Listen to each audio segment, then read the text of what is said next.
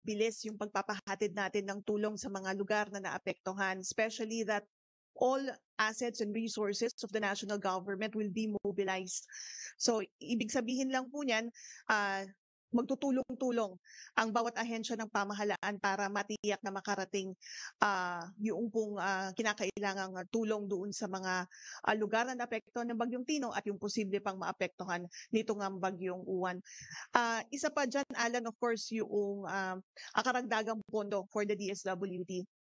Alam niyo po, mabilis naman po yung action na ginagawa ng DBM in terms of replenishing our quick response funds. In fact, umabot na nga po tayo sa 9th QRF replenishment, and as I mentioned earlier, we're now in the process of submitting our request for the 10th QRF replenishment. Batay po doon sa aming experience last year, nakapag-request din po kami, umabot din kami sa 10th QRF replenishment, but papaubos na yung QRF fund natin last year. But ito nga, dahil nagkaroon ng national state of calamity, madadagdagan yung kung ma-access po natin yung NDREAM fund, mare-replenish yung QRF, and hindi po mai-interrupt yung pong pagtulong natin sa ating mga kababayan because funds are readily available. Dito sa nakita kong info nyo, meron kayong right now na available resources na 627 million pesos na QRF. Pagkatapos merong 2.1 na food and non-food items. So kung magre-request tayo ng additional na pondo, magkano yung kakailanganin para matugunan given sunod-sunod yung halos almost every other week may kung hindi man lindol, bagyo, tapos sunod-sunod bagyo, tapos may parating pa na bagyo. Itong sinasabi niyo na pang-10 na request niyo for QRF, mga magkano yung hinihingi niyo rito sa DBM para mas-sustain natin yung pagbibigay ng tulong sa mga kababayan natin? Alan, ang request natin for the 10th QRF replenishment ay nasa 625 million pesos. Yan ay 50% ng ating QRF GAA. Ito po gagamitin natin para sa pagpapatuloy na implementasyon ng emergency cash transfer, and dahil kung matatandaan doon sa mga lugar na naapektuhan ng Bagyong Opong, gayon din po ng mga malalakas na lindol in Cebu and in Davao Oriental, ay hindi lamang po tayo tumulong in terms of family food packs and non-food items, but we've also implemented emergency cash transfers. At kinakailangan na ipagpatuloy natin nang sa gayon, lahat pa ng mga request ng mga LGUs ay matugunan po natin. Last na lang ko sa akin. Yung nangyari dito kay Tino from Southern Leyte, Cebu, and then other areas ng Visayas hanggang makarating ng Palawan, kung titingnan ang laki ng mga devastation, hanggang kailan kakayanin ng DSWD na tulungan itong mga kababayan natin? Although dapat LGUs yung maunang tumutulong, pero given na nagdeklara na yung presidente ng National State of Calamity, hanggang ilang araw kakayanin ng DSWD na i-sustain yung pagbibigay ng tulong doon sa mga naapektuhan natin nitong Bagyong Tino, at yung preparedness na rin siguro para po sa paparating na bagyo pa para tatama sa Northern Luzon. Alan, kakayanin ng DSWD. Yan ang laging sinasabi ng aming butihing Secretary Rex Gatchalian. Kami po ang nauuna sa lugar kapag may mga bagyo dahil nakapag-preposition na po kami ng mga food and non-food items. At kami po ang huling aalis doon sa mga lugar na devastate ng mga bagyo, sapagkat we wanted to make sure that we support the recovery o yung pagbangon ng mga disaster-affected families. Yan po ang mandato ng DSWD, matulungan na ma-restore yung normal psychosocial functioning of families and individuals who have been affected by various disasters. Kaya kakayanin yan ng DSWD. Gaya ng nabanggit ko, Alan, meron pa po tayong sapat na resources in terms of standby funds and stockpiles, and we're in the process of requesting for additional funds from the DBM to replenish our quick response fund to enable the department to sustain our ongoing disaster response operations. May question po. Good morning, ma'am. Ang Cebu talagang inanod ng nalubog sa baha. Yung po bang office natin ng DSWD sa Cebu ay naapektuhan din? Paano po yung mga warehouses natin do'n? Hindi ba naano din ng mga baha yung ating mga food packs do'n? At, ano po, kumusta po yung operasyon nila ngayon since sinasabi po natin na marami pong putik, mahirap pumasok dun sa mga tao. Paano po yung update natin do'n? Angie, batay naman doon sa ulat ng aming pong field office ay hindi po naapektuhan yung ating pong regional office, lalo na po yung ating Visayas Disaster Resource Center. Hindi naman po ito pinasok ng tubig baha at hindi po naapektuhan yung pong mga food and non-food items na nakapreposition po doon. Sa kasalukuyan, ongoing yung production po ng mga family food packs doon po sa Visayas Disaster Resource Center.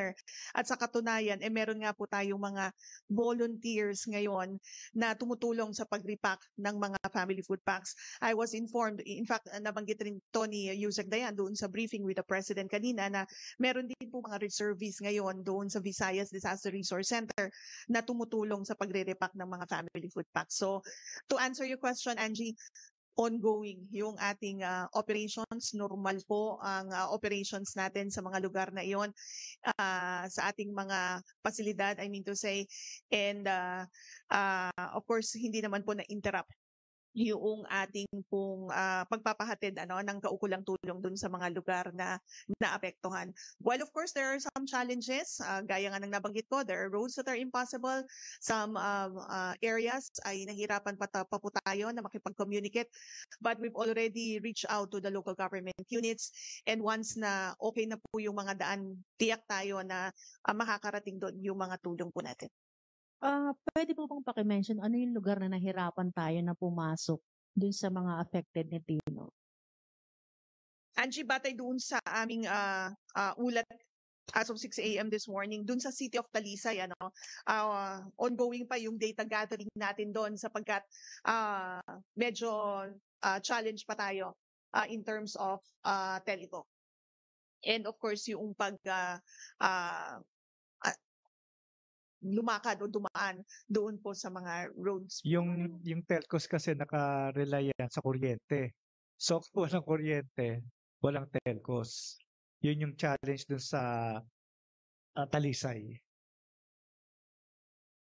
So ang isa nating reason is puno pa ng putik yung daan kaya hindi makapasok sa ibang lugar. Yung sa iba, Asik, di ba nagfla-flashing na? Pero yung merong makakapal, talagang huhukayin mo yun. Pero ano yan, sa DPWH na yan. Dano? Good morning.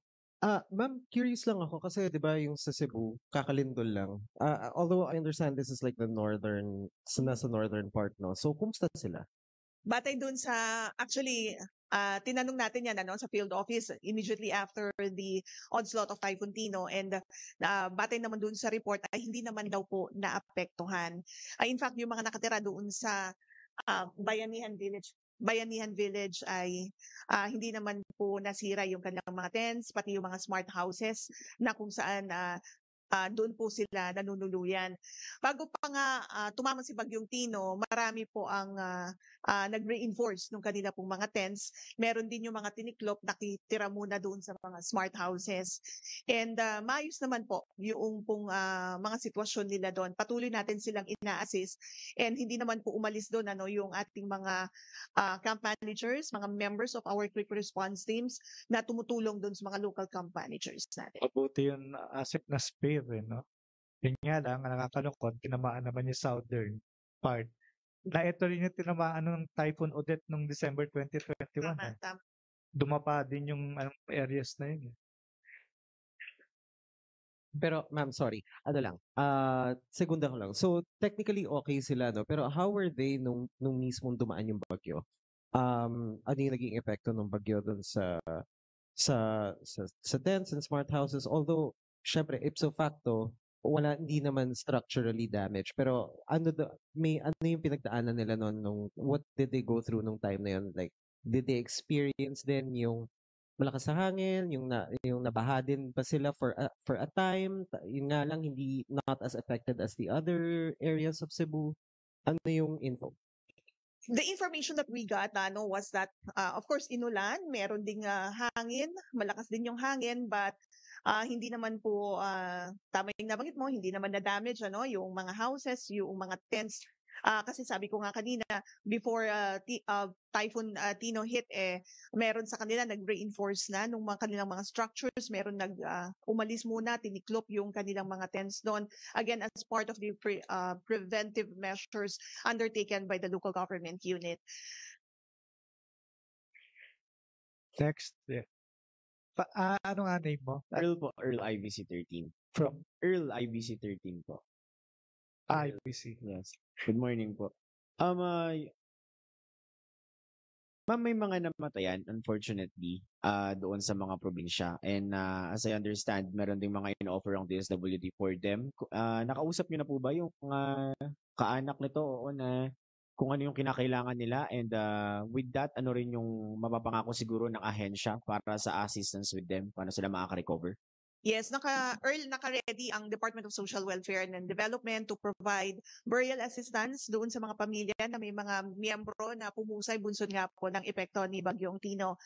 Under the assistance to individuals in crisis situation, meron po tayong burial assistance. So, nakapag-reach out na po yung ating po mga social workers doon sa mga naapektuhan, and we will ensure na other assistance will also be provided, such as psychosocial interventions, kasi sa mga ganitong pagkakataon, napakahalaga na masuportahan din natin yung non-material needs noong pong mga kababayan natin, especially na malaking dagok o malaki yung naging epekto nitong Bagyong Tino sa kanila pong buhay. So we will make sure na yung immediate assistance, yung safety nets ay mai-provide, but we will again make sure that other interventions will be provided. Follow up ko na lang din po. Doon sa hinihingi ninyo na 625 million pesos for the 10th QRF request, would that suffice na ma'am yung ongoing na pagsuporta ninyo doon sa mga kababayan natin na naapektuhan ng lindol, tapos yung ngayong gumugulong at tumataas pang numero ng naapektuhan ng bagyo, at yung paparating naman na super typhoon na tatama sa Luzon? Sapat na po ba yung 625? Well, yes, sapat po iyan para masustain natin yung isinasagawa natin na pag-preposition ng mga goods in preparation again for the effects of Typhoon Uwan, at para matugunan yung pangangailangan ng mga naapektuhan naman nitong si Bagyong Tino. We'll have to assess the situation. Kasi dito sa mga nabanggit ko kanina, may nag-declare na po ng mga bayan at probinsya ng state of calamity. And kung mag-request ang mga local government units na ito ng emergency cash transfer or financial assistance, we will have to implement ECT, provided of course that the required trigger mechanisms are present. Unang-una, for ECT to be activated kasi, dapat may declaration ng state of calamity. Dapat po nakalagay o naka-reflect doon sa situational report ng mga local government units na marami pong mga pamilya ang severely or slightly affected, and there's already market operability, and ECT is identified as one of the interventions to support the early recovery of those who have been affected by the disaster. So if these trigger mechanisms are present, we will activate yung pong emergency cash transfer. If that will happen, we will need additional funding. And dahil nga nabanggit ko kanina na nagkaroon ng declaration ng national state of calamity, and we could access the other funds and resources of the national government, pwede po tayong mag-request para po masuportahan itong implementation ng ECT. Thank you, ma'am. Clarification na lang po from our end. Kasi yung nasabi niyo po kanina, ma'am, na malapit nang maubos yung fund, magkano po yung natira nung at that moment in time na sabi niyo parang bibitinin na to, ganun? Magkano yung... Well, I didn't say na mabibitin, Apo. But based on our Pero yung natira, experience ma'am. kasi, based on our experience last year, na umabot nga kami sa 10th QRF replenishment, but funds were near depletion na at that time. So, it could be the same case, at this point. But I do not know exactly how much is the remaining fund under the QRF. because there are other government agencies that are also able to access the QRF. Mhm. So kami po sa DSWD, nagre-request kami dahil kinakailangan nga namin at there have been massive disasters that affected our country and so many response efforts need to be undertaken. Ms. Pamberton. Asek, di ba sa may- QRF may certain amount na dapat mag-replenish na? Kaya hindi nagsisiro balance yun. Yes, tama ka dyan, Sas. Tayo sa DSWD, once we've reached 50%, may threshold kasi yan eh. Once we've obligated 50% of our QRF fund, pwede na po tayong mag-request ng replenishment. But take note that other government agencies also are able to access the QRF fund. So lahat po tayo nagsasubmit ng request sa DBM and then DBM allocates depende doon sa mga requests. But that fund is not naman po unlimited. Siyempre, ano rin yan eh, pwede rin yan ma-deplete o ma-exhaust. But pwedeng i-replenish rin yun dun sa entering fund. From my part po, clarification lang po. Kanina po sinabi nyo yung standby funds natin is 627 million. Iba po ba ito doon sa 625 million na hihingin po nyo for replenishment? That's correct, Angie. Yung 627 ay standby funds natin. Ang lahat po kasi ng field offices natin, ina-allocatean natin ng kanilang standby funds. Bakit po? 3 million yan per region. Bakit po? Meron tayong mobile kitchen. Kinakailangan po nilang gastusan yon. Kailangan pong bumili ng mga raw materials para may mailuto dun sa mga mobile kitchen. Kinakailangan din po nila ng transportation expenses, lalo at sila po ay nagpapahatid ng mga family food packs sa iba't ibang mga bayan. So nag-i-incur sila ng transportation expenses. Pwedeng gasoline din po iyan, lubricants, or other possible transportation expenses. So binababaan po natin sila. Standby funds yon so that anytime nakakailanganin for disaster response operations ay may magagamit po silang pondo. Dito rin po sa central office, meron din po tayong standby funds because there are operational expenses na nai-incur po natin on a daily basis. Yan po nagagamit. Mabilis actually yan na magamit ng ating pong departamento. Hindi lamang po iyan, meron din po tayong stockpiles. So, once na ma-reach na po natin yung 50% nung ating QRF allocation, pwede na po tayong mag-request ng karagdagan. So, magsasubmit na po tayo ng 625 na replenishment request. Ma'am, yung pong 3 million per region dun sa standby funds, depende po dun sa needs nila or the bulk of the 3 million will be given to them? Standby funds yan. Based on our guidelines, may standby funds po ang ating mga field offices na 3 million. hiwalay Aside from the food packs na Hiwalay din po naka-preposition. ito dun sa QRF na pera talaga na sinasabi niyong mauubos na. Hindi kasama. Basta ito, standby funds, hiwalay sa Okay. lahat. Pag bumaba po ang pondo ng DSWD, meron po tayong line item doon na QRF, Quick Response Fund, no? That's reflected in our General Appropriations Act. Sabi ko po, once na maging 50% na yan, magamit po natin, pwede po tayong mag-request ng replenishment para buo pa rin po yung ating QRF fund. Ngayon, from that, nagbababa po tayo ng tag 3 million sa bawat region. Again, standby funds po yan so that in case of any eventualities, magkaroon ng disaster doon sa lugar, meron po sila magagamit na standby funds. And that is also replenishable from our fund dito sa central office. Alright. Okay. Ma'am, additional clarification pa rin dun sa QRF. Kasi 'di ba, yung binabanggit ninyo, yun nga to answer the question na kaya pa ba nung funds natin. The way paano ba nagwo-work dun sa QRF? Hindi pwede bang parang mag-advance na in anticipation kasi itong si Juan, 'di ba, posibleng hindi lang ito yung huli. And we're still in November, may isa't kalahating buwan pa, give or take. So posible ba for DSWD na pa-preposition ng QRF for in anticipation for other hypothetical typhoons or one at a time muna? Yung standby funds na 3 Yung million ng ating for PhilHealth. QRF replenishment. Replenishment. Kasi syempre, ito, gagamitin din to for relief operations, di ba? Yes, based on the guidelines, ang Quick Response Fund ay ginagamit po natin for disaster operations. Yes. There's a disaster na that we need to respond to. Kaya ang Quick Response Fund hindi pwedeng gamitin for like capacity building activities. Ayan, iba yung pondo na yan. Well, ginagamit natin or yung kasing mga preposition goods natin, yung mga family food packs, ang funding niyan nanggagaling rin sa Quick Response Fund.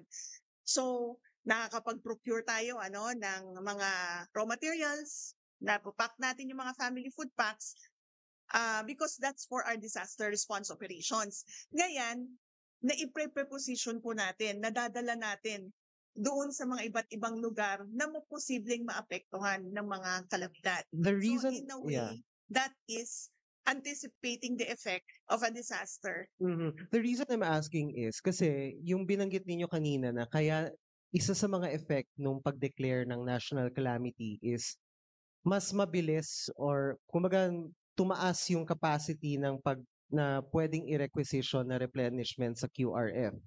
So mas mabilis yung replenishment, mas posible yung replenishment and tuloy-tuloy yung operations.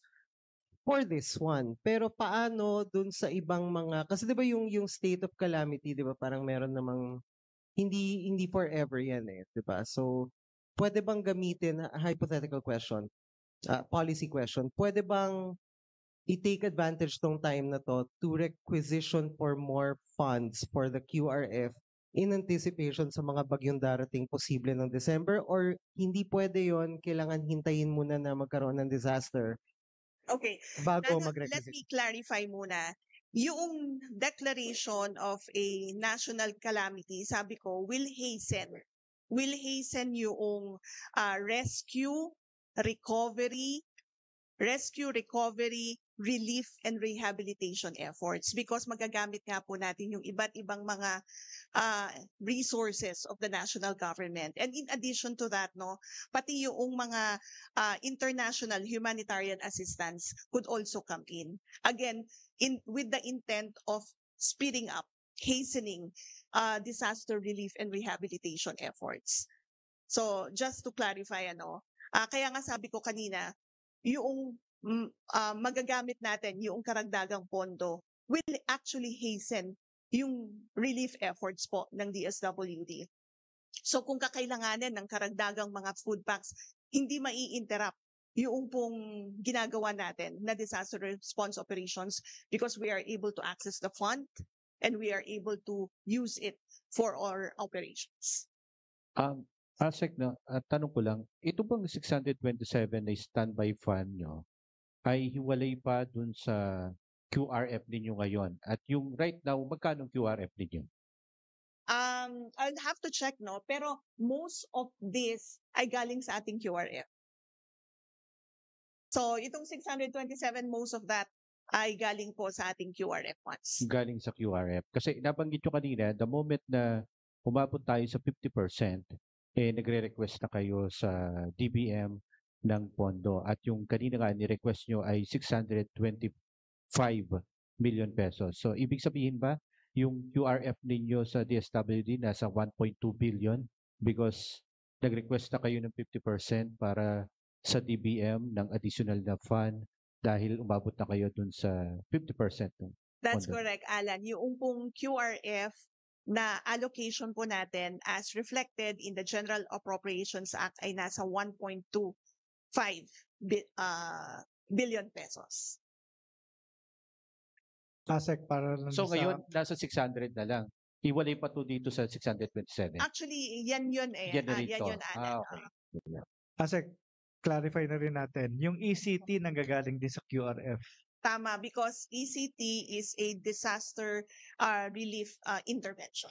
Ito yung Disaster response intervention. maliban sa mga food packs, after some time, kailangan nila ayusin yung bahay nila Mhm. and other needs. Kaya nagbibigay tayo ng emergency cash transfer. Tama, Sas. Kasi yung pong ating emergency cash transfer, flexible yan eh. Maaring gamitin yan na pambili ng mga ibang food items na hindi po nilalaman ng ating mga family food packs.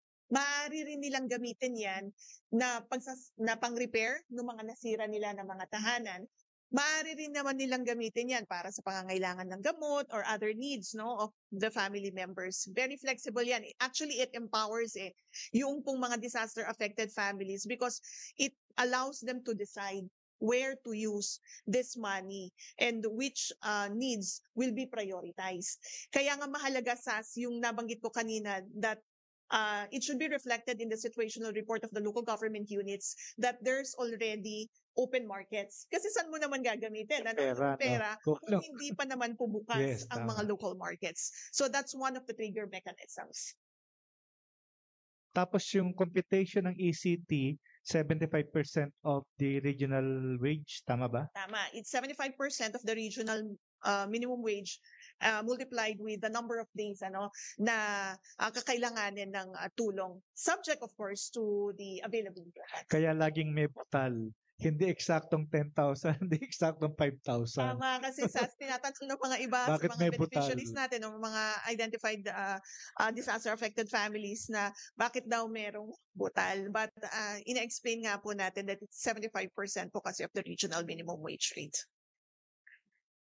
May question pa? If Si ever Earl. the next super typhoon will hit, there's a possibility na merong 11 QRF replenishment fund request. Sorry. Meron pa po bang, for example, after po nitong typhoon at tumama naman na yung susunod, magre-request po ba tayo ulit ng another QRF if ever needed? Well, if there's a need to request for additional funding, we will definitely do so because we wanted to ensure that the necessary and appropriate interventions will be accorded or will be extended to those who have been affected. Especially that our interventions are not only limited with the provision of food and non-food items. Sabi ko nga kanina, we're also providing other interventions like emergency cash transfer. So if there will be, but of course, we're not naman po praying na maging massive yung pong effect nung disaster. But if in case there will be a need to implement other interventions, we will request for additional funding. Ma'am, for context na lang, would we know kung gano'n na, meron ba tayong record, for example, ng sa isang taon, gano'ng kadaming QRF requests ang nagawa natin? Well, last year, we've requested up to 10.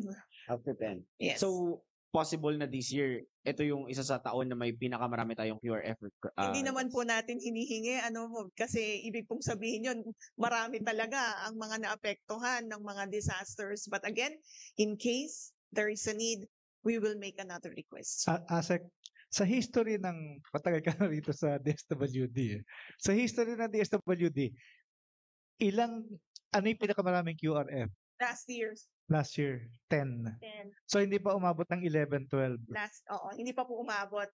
In the previous years, in the previous administration, sumaabot lang po kami sa 2-3 QRF events. Ibig sabihin talagang ang daming calamity ngayon.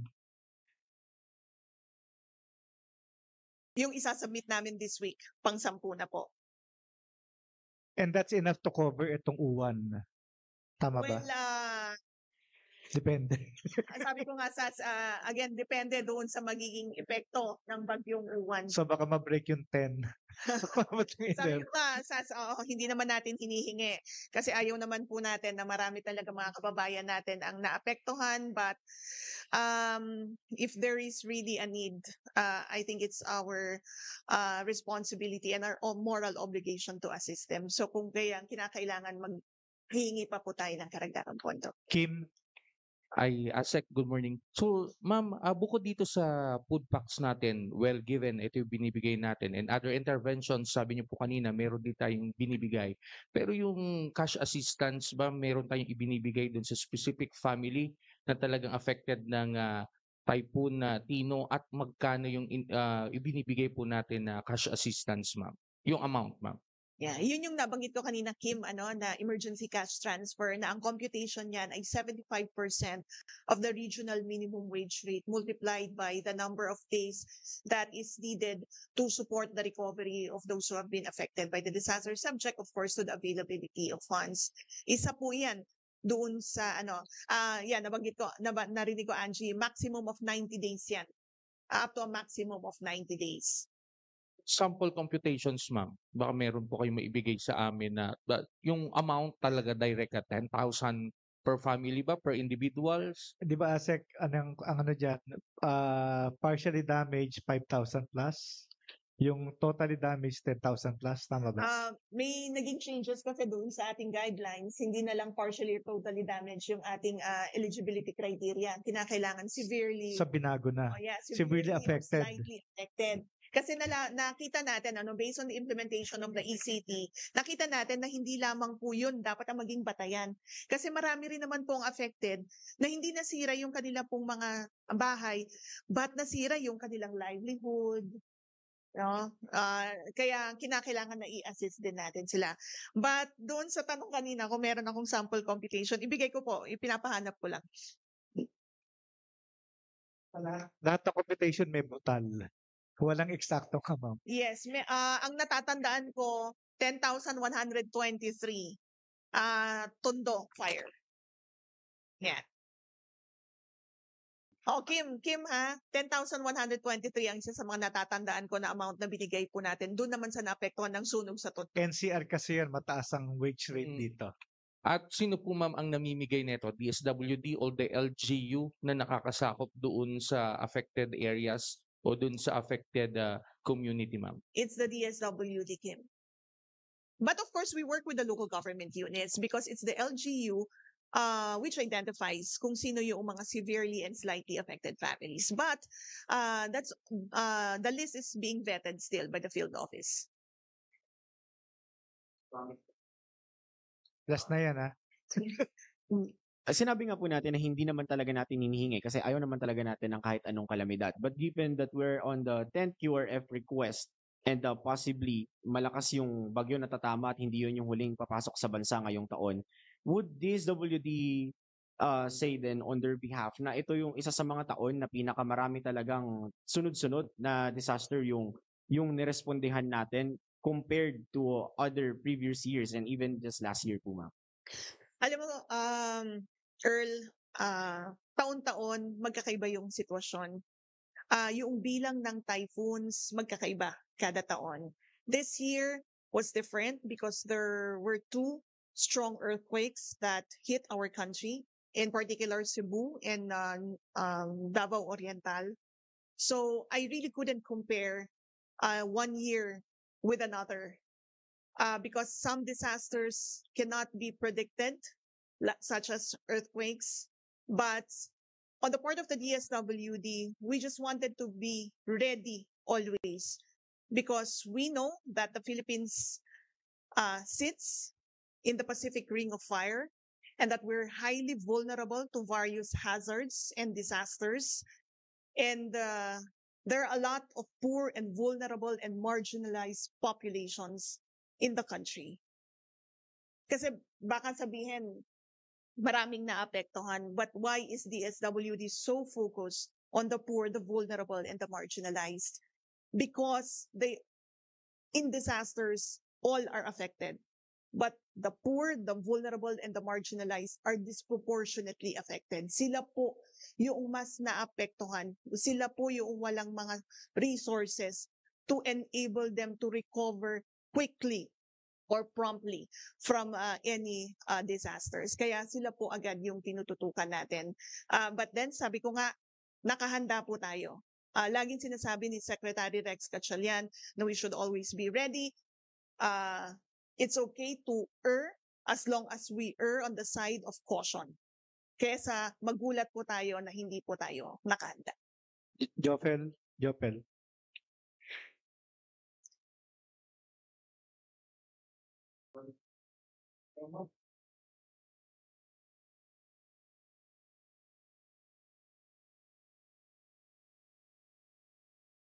makikita po natin sa nangyari sa Cebu. Hindi lamang po mga talagang may hirap yung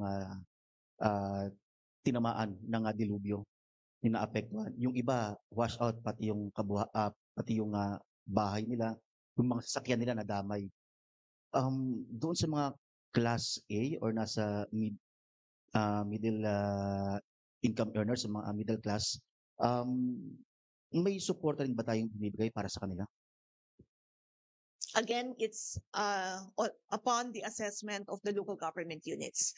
Kung sila po ay naitala na apektado, either severely or slightly affected, we will ensure that we extend the appropriate assistance. So may mga requirements pa po na kailangan? Wala po tayong requirements na kinakailangan kung hihingi po tayo ng mga family food packs. Kasi once na na-identify po kayo na affected, kayo po ay dinala sa mga evacuation centers, you've been displaced, you will be assisted by the department. Sa panahon po ng mga kalamidad, wala pong Class A, wala pong Class B, wala pong Class B. Tingin po natin dapat nababahaginan ng tulong. Ano po? But sabi ko nga, pinakabibigyan talaga natin ng prioridad yung mga kababayan natin na wala pong kakayanan na makarecover agad mula sa kalamidad po na ito. But we wanted to make sure that no Filipino family goes hungry amidst this disaster because that's what the President has instructed us to do. Tiyakin na walang pamilyang Pilipino ang magugutom. Thank you, ma'am.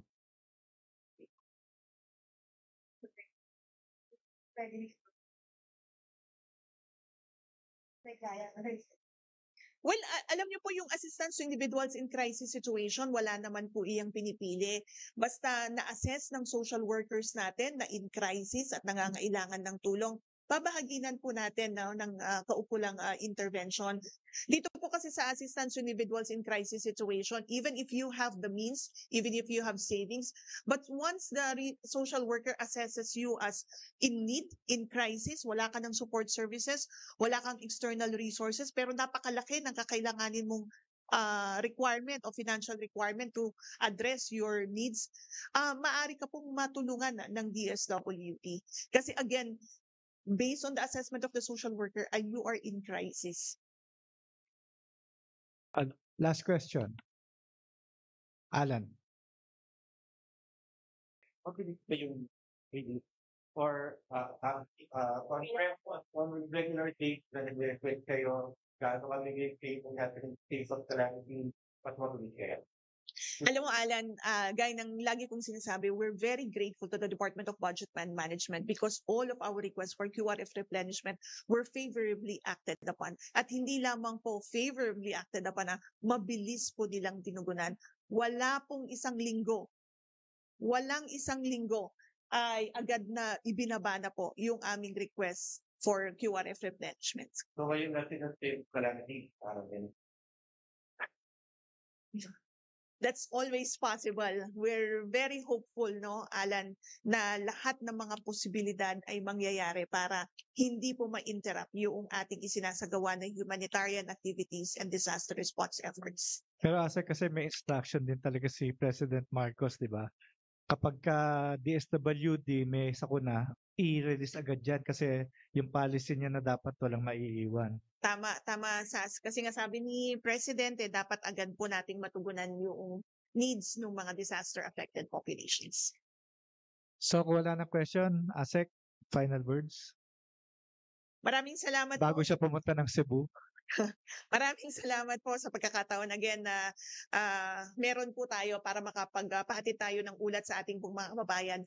During this period, mahalaga na malaman po ng ating mga kababayan kung ano yung efforts ng ating pong pamahalaan para po mapanatag ang kanilang kalooban, lalong-lalo na po yung mga naapektuhan. And like what we assure the public in all of our interviews, hindi nyo po kinakailangang mag-alala sapagkat ang inyong pong pamahalaan sa ilalim po ng pamumuno ni President Marcos Jr.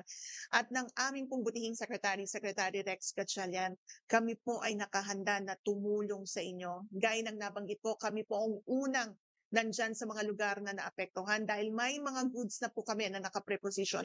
It's just a matter of releasing this to the affected families. And kami rin po yung huling aalis sa inyo pong mga bayan para matiyak na kayo ay nakabangon mula po sa naging epekto ng kalamidad. Again, we would like to assure the public that the national government ay nagtutulong-tulong po. Lahat ng ahensya ng national government ay nagtutulong-tulong para po ma-address ang pangangailangan po ng bawat isa sa atin. So thank you, ASEC. May acronym na tayong bago. First to arrive, last to leave. Yes. Fall. Thank you sa mga kasama natin sa media. So see you next week. Kung meron pa kayong gustong itanong kay ASEC Irene, pwede niyo siyang interviewin after this. So thank you. See you again next week.